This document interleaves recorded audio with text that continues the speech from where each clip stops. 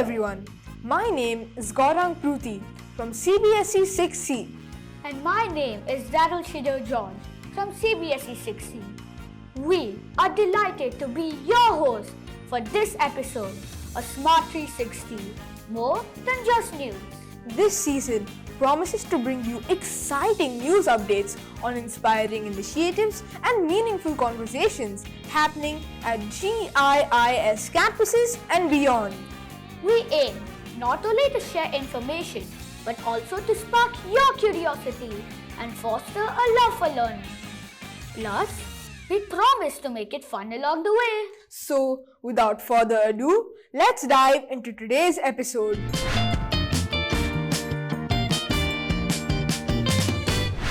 Our Smart Campus was buzzing with activities and events last week. That's right, Daryl.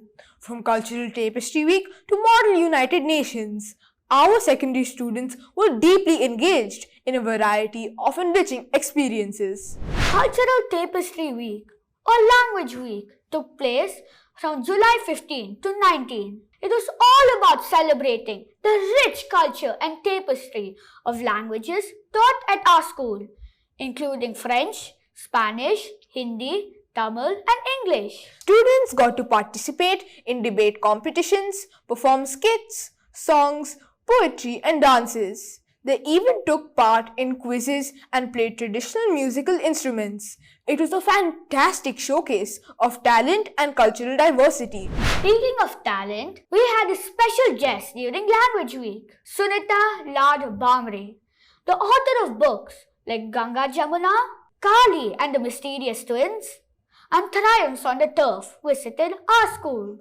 Miss Sunita held a reading session and shared stories from her collection.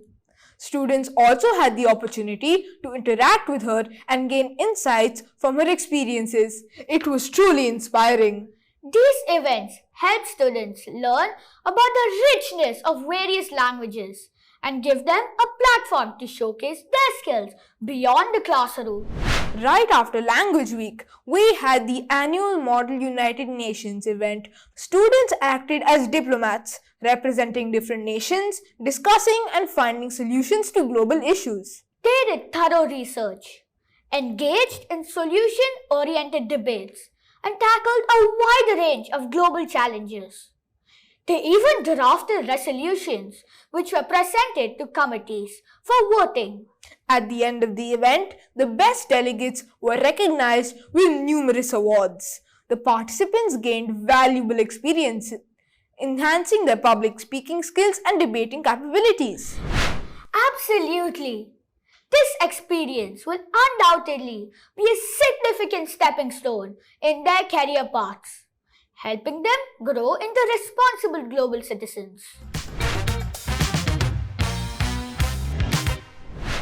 This week, we would like to put the spotlight on one of our outstanding students, Shraddha Gautam, who has achieved incredible success in her IBDP exams declared recently.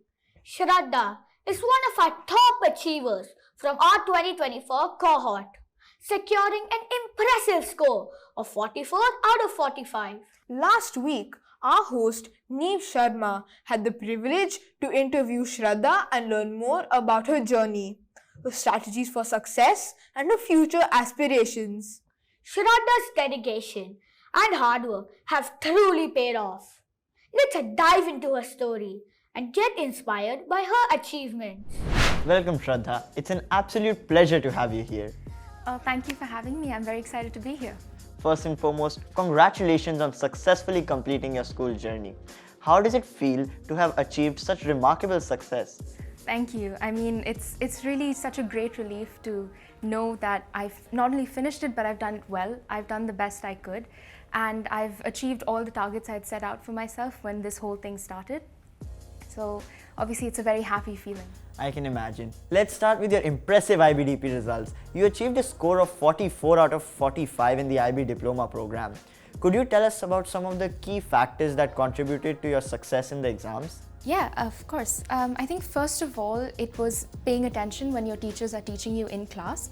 What really I loved about GIS is that every teacher here knows what they're talking about when they start teaching a subject. So in class, they'll give you tips like focus here. This is something you have to be paying attention to. And when you study for the exams, it makes it that much easier. Another thing is notes.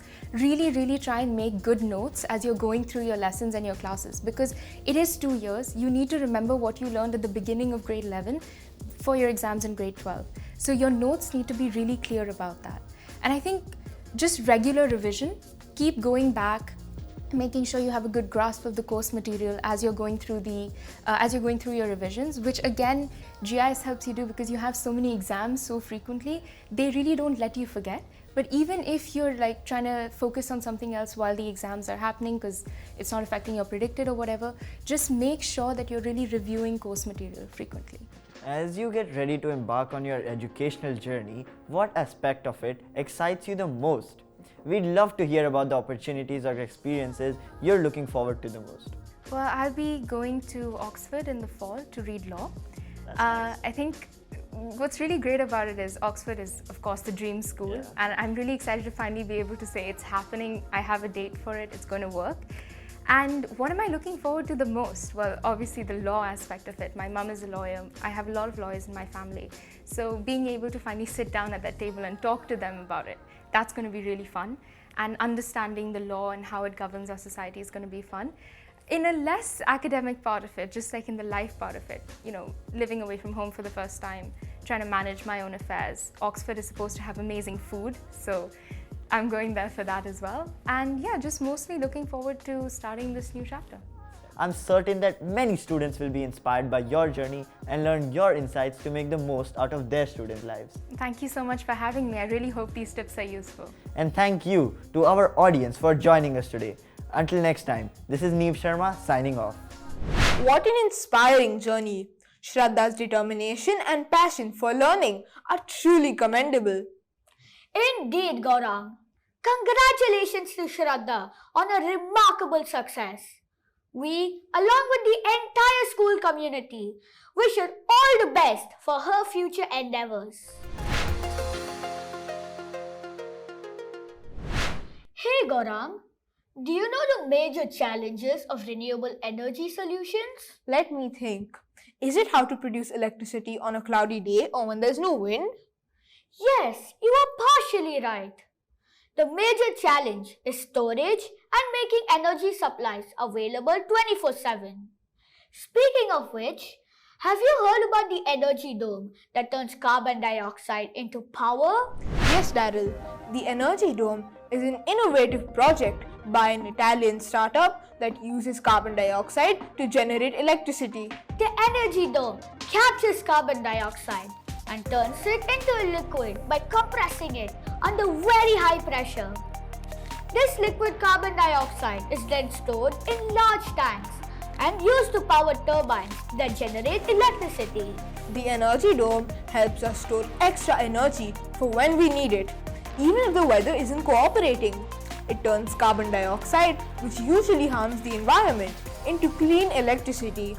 Liquid carbon dioxide can store more energy than other methods. The energy dome is unique because it uses liquid carbon dioxide, which can hold more energy, and it's as efficient as the regular batteries, but costs half the amount.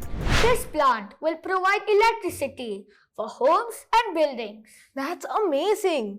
The Energy Dome is a smart invention that shows how science can solve big problems like climate change. We have some exciting news about an extraordinary event happening in the night sky, the annual Perseid meteor shower. That's right, Gaurang. This year, the Perseid meteor shower promises to be spectacular. Astronomers predict that we could see up to 100 meteors per hour at its peak. Incredible! The Perseid meteor shower occurs every year from mid-July to late August, peaking around August 12th and 13th. The best part? No special equipment needed. Just find a dark spot away from city lights, lie back and look up. The meteors are tiny dust particles and debris from the comet Swift-Tuttle. When these particles enter Earth's atmosphere, they burn up and create those stunning streaks of light. The best time to view the Perseid meteor shower is between midnight and dawn, when the sky is darkest and meteors are most visible. And don't forget to bring a blanket or a reclining chair for comfort. Give your eyes about 20 minutes to adjust to the dark and catch even the faintest meteors. For those wanting to capture the event on camera, a DSLR works best. Use a tripod to keep the camera steady for long exposures. Sounds like a plan. Enjoy the celestial show, everyone.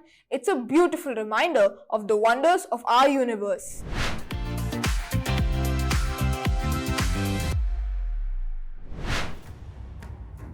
Hello everyone, I'm Vedant Das from CLSP 80 and I would like to recommend Catching Fire by Suzanne Collins for this week's book corner.